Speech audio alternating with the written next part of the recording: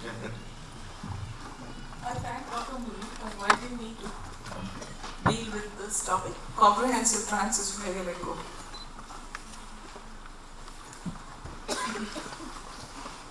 This is a recommended sequence for the TE examination. Am I audible? Can I have a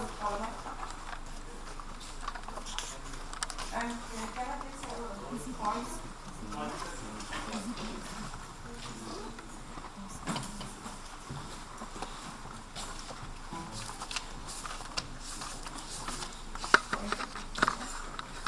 View where you can see the tricuspid valve. You can see the tricuspid valve and you can see the RA tricuspid valve. See, look at this. This is not the inferior vena cava. This is the coronary sinus. So in the bicameral view, you can see the coronary sinus. So when they put a catheter retrograde through the coronary sinus, this is the view. You see the coronary catheter coming in through the coronary sinus. So this bicameral view is useful to interrogate the tricuspid valve velocities and for looking at the catheter as it comes through the coronary sinus. Can they do a retrograde cannulation for retrograde cardioplegia? So this is the view. You can see the tricuspid valve regurgitation over here. Then one of the other modified views is a lower esophageal hepatic view, where you can see how the hepatic vein is joining the IVC. Angle is 20 degrees. Since I don't have time, I'm just finishing it off. You can see the hepatic vein joining the IVC. Shall I finish it off? Or should I think I'll stop now. So additional 8 views, whenever I have time, my time is over, so I should stop. Thank you.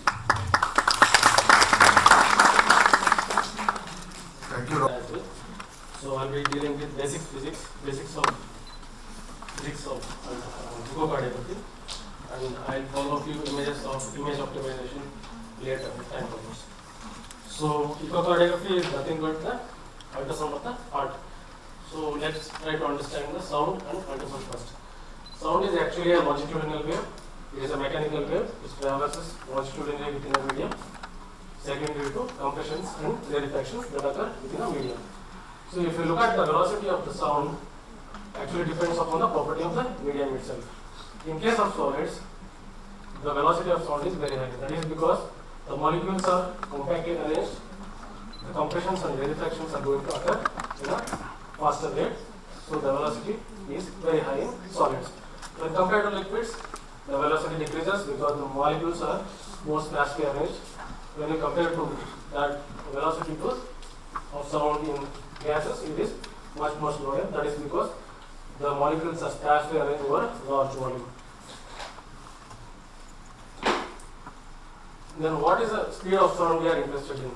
The velocity of sound we are interested in is the velocity of sound in a soft tissue. It is about 1540 meters per second. If you reduce it to millimeters, it becomes 1.54 millimeters per microsecond, which commonly appears in most of your echo exams as well as most of the physics questions. So, how do you describe sound? Sound is basically described by 3 parameters, that is the frequency of sound, the wavelength and the amplitude. So what is frequency? Frequency is nothing but number of cycles that occur within a second. That is number of cycles per second is called frequency. Whereas wavelength is the distance between the 2 consecutive maximums, that is 2 consecutive crests, or 2 consecutive minimums, that is 2 consecutive troughs. And what about the amplitude? Amplitude is nothing but the strength of the signal. So while doing echocardiography, we have to remember one thing: frequency and wavelength are inversely proportional to each other. If you increase frequency of the ultrasound flow that you are using or echo flow that you are using, you are going to get a very good resolution that can only happen in the structures which are proximally located. But there is a trade-off by increasing the frequency. If you increase the frequency, you are going to lose the depth of penetration of ultrasound flow. That is, distal structures such as LV apex are not going to be visible clearly. In that case, you have to reduce the frequency. So what frequency are we interested in when doing echocardiography? Sound can be classified based on frequency as audible range, that is 20 Hz to 20 kHz, that is audible to human ear. Any sound with higher frequency is called as ultrasound. and any sound that is below the audible range is called as infrasound. Ultrasound is used in most of the diagnostic imaging. That is because this is a form of sound which can be focused as a beam, and this beam strictly follows the laws of reflection and refraction. And also, ultrasound is very efficiently reflected back by even small targets like vegetation that we see in infective endocarditis. So when sound travels within a medium, there is a resistance offered by the medium to the propagation of the sound itself. This is called as acoustic impedance. Acoustic impedance in one medium per se is not important while doing echo. The difference between the impedance between two mediums is more important. When we do echocardiography, most of the times or every single time we are going to have a blood and tissue interface. So the impedance of blood and tissue actually differs greatly. That is the reason why we get good reflections and good echocardiographic images. When you compare the same images to the of ultrasound abdomen images, the images are not as great as the echocardiographic images because there is no tissue and blood interface in the abdomen. As the sound interacts with the body tissues, there are several things that can happen. Sound is a form of energy. It can get absorbed by the soft tissue itself and gets converted into heat energy. And secondly, it can get scattered away from the probe. Some of the sound energy will come back to the probe, and some of the sound energy will get refracted away from the probe. So all this leads to loss of energy. This loss of energy is termed as attenuation. If you can see here, the last sentence, air has a highest attenuation. We have already seen air is a poor conductor of sound compared to solids and liquids, and it also has a highest attenuation. This is the one reason why you get poor images when you have air pockets within the esophagus while doing TEE, especially after diagnosing the patient. And this is also the reason why you will not be able to visualize the left pulmonary artery, because air-filled left main bronchus as well as lower part of the trachea comes in the way of imaging the left pulmonary artery. So I have a classic example of attenuation here. What's happening here? The focus is to visualize the anterior and inferior walls in the mid-distal dual chamber view, which are not visualized because there is a lot of dropout. That is happening because there is dense mitral annular calcification. Most of the echo waves that are hitting the mitral annulus are getting reflected. So this is also called as attenuation. And what about reflection? Ultrasound image and echo images are formed only because of reflection. The reflected waves that hit the tissues come back to the probe, and that is projected as brightness over the field, and it creates an image. So there are two types of reflections. One is specular reflections and the second one is Rayleigh scattering. So specular reflections are usually seen in when the imaging beam, that is ultrasound beam, is perpendicular to the object of interest and the surface of the object of interest is actually smooth. Classic example for this is descending thoracic aorta in a convex. You get a very good image there. Rayleigh scattering is something when the ultrasound beam actually hits the target at an angle. So, and the surface of the target, if it is irregular, just like trabeculations, you are going to get a Rayleigh scattering. Specular reflections are the ones which will contribute to 80% of the image formation, and rest of the image formation is by Rayleigh scattering. Here I try to give an example. If you can see here on the left hand side of the image, the idea is to image the anterior and inferior walls in a two-chamber view. So both the walls are actually almost parallel to the ultrasound beam direction. On the right hand side, if you can see, you can clearly see the anterior and inferior walls, also the papillary muscles and the chord attending. This happens because these are the structures which are perpendicular to the direction of the beam, resulting in a specular reflection with good images. You have an image of famous Austrian physicist called as Christian Doppler. He is the first one to explain Doppler shift. And we just noticed when the ambulance was approaching us, the pitch was higher. When it was leaving us, the pitch gradually became lower. This change in the pitch when the sound is emitted by a moving object is called as Doppler shift. How can we use it in medical diagnostics? You have to consider the moving red cells as the reflecting the ultrasound beam as the moving source, and when you assess the change in the pitch of the ultrasound that is getting reflected back to the floor, you can get the Doppler shift.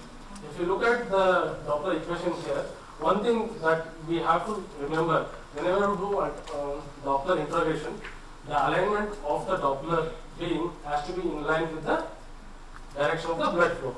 If it is there, the angle will be at 0. When the absolute alignment is there, the angle will be at 0. So the Doppler shift will be maximum. If the alignment is at 90 degrees, the Doppler shift is going to be nil. If you can look at the equation here, at the numerator, everything gets multiplied there, and there is also something called as cosine theta. The theta is the angle of alignment. If the angle of alignment is 0, that is, it is parallel to the blood flow, then the Doppler shift is going to be maximum. Cos 0 is 1, so the numerator is going to be maximum. If you apply the Doppler beam perpendicular to the blood flow, cos 90 becomes 0, so everything gets nullified. That doesn't mean the blood flow is not there, that means that you are not taking up the Doppler shift at all. So here I have an example.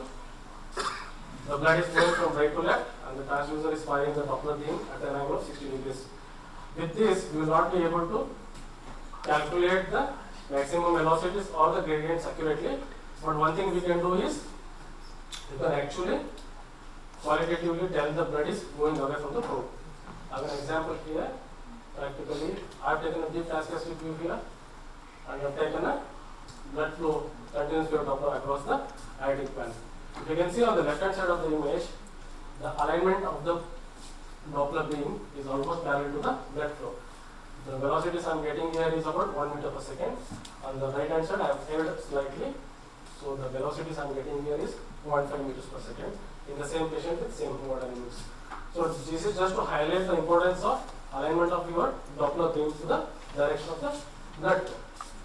So I have tried to demonstrate Doppler shift with a pulsar Doppler.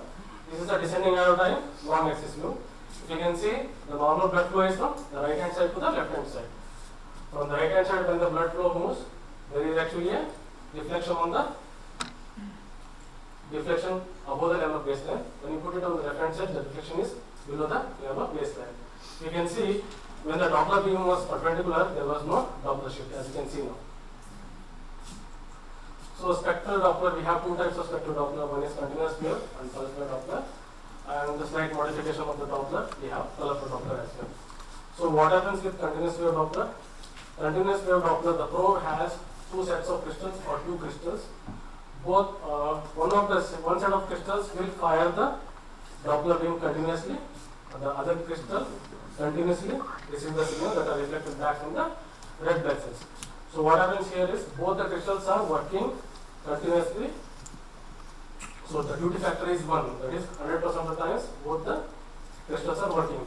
This means the sampling rate of continuous wave Doppler is very high. When the sampling rate is very high, you will be able to identify the blood flow velocities of highest order, as you can see in severe aortic stenosis and vital regurgitation or aortic regurgitation as well. But the problem with the continuous wave Doppler is something called as range ambiguity. Suppose if you want to measure the blood flow velocities within the LVOT, that will not be possible with continuous wave Doppler, because it picks up all the velocities right from the ventricle to the LVOT till the aortic valve orifice. In contrast, pulse wave Doppler actually has single set of crystals which will be doing one job at a time. That means it will send a pulse of Doppler at one go and wait for it to get reflected from the red cells and receives it, analyzes it, and then sends another pulse. So because of this, the duty factor is less than 0.5. So when the duty factor is less, when it is working less, it will not be able to sample at the high rate. When the sampling rate is not very high, you will not be able to measure the velocities of highest order, like in aortic stenosis. If you try to measure, what will happen? It will result in something called as aliasing. But the advantage of pulse wave Doppler is it has something called as range resolution or range accuracy. If you want to measure the velocities in vital inflow or the velocities within the LVOT tract, it is possible to measure that particular velocity just by keeping the sampling volume within the LVOT. So I will try to give an example of continuous wave Doppler. the Doppler profile by continuous wave Doppler looks filled angular. Because this is because continuous wave Doppler picks up all the velocities along the direction of the Doppler thing. Whereas you can see the pulse wave Doppler here is a descending out the long axis with a place on the right hand side. You can see it is actually looks like an empty envelope. That is because the pulse wave Doppler only picks up the velocity from a sampling volume. That's why the velocity. I have some questions.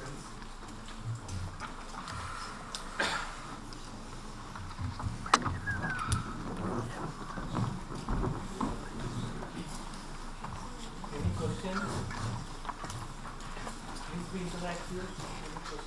Any questions? However, see in this Pochingal view, we saw it with 0 E. The Pochingal with 0 E. In the dextrocardia, that same view you will see in the degree. So in the in the mediastrocardial level, if you at 120 degrees sector, if you see the Pochingal view, then the patient is dextrocardia. In dextrocardia, if you know that the patient has dextrocardia, if you want to see the Pochingal view, you have to keep the sector at 120 degree. And if you keep the sector at 120 degree, you will see the Pochingal view, and at 0 degree, you will see the long axis view.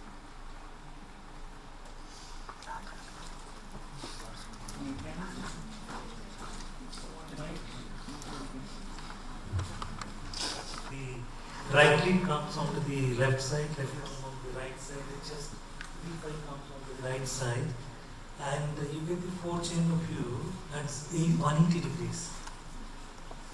It will be at 180 degrees.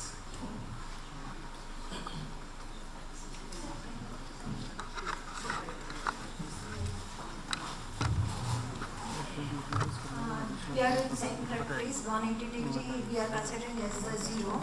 And from 180 to 125, 35 with the short axis for the aorta, and for the long axis we go for the 60 or like that way.